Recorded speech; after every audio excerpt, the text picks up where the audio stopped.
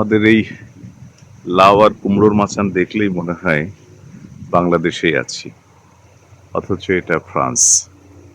এবং ফ্রান্সে আমাদের এই বাগান চর্যা 10 বছরের বেশি, প্রায় 11 বছর হয়ে গেল।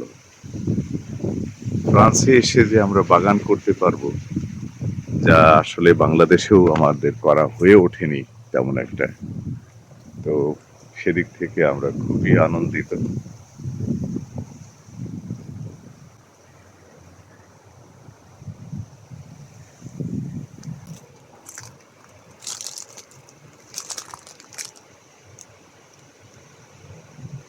প্রায় 1 বিঘার উপরে এই বাগান।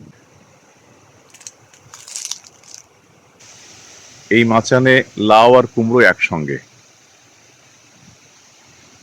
মানে গাছের গোড়ার জায়গাটা ভিন্ন ভিন্ন, তো মাচানে উঠে এসেছে একসঙ্গে।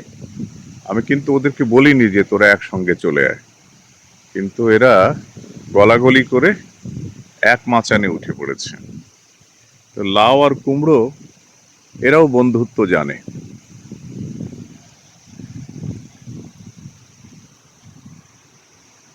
এদিকে আরো আরো কুমড়ো হচ্ছে।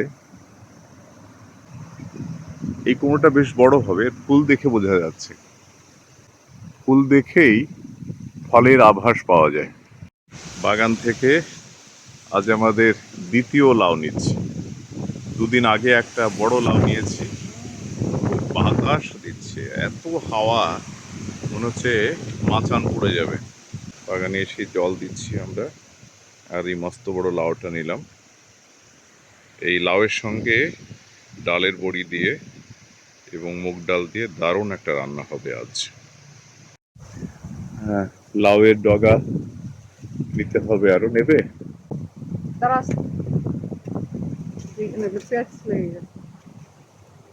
এই যে এখানে একটা লাউ হচ্ছে।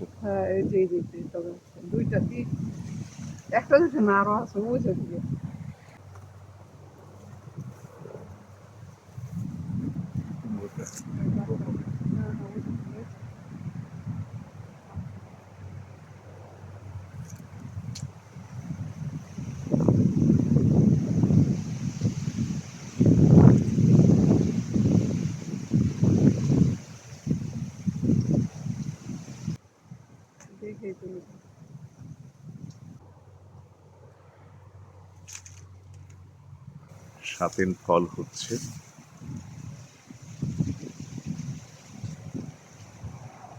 এই সাতেন ফল পাকবে অক্টোবর মাসে।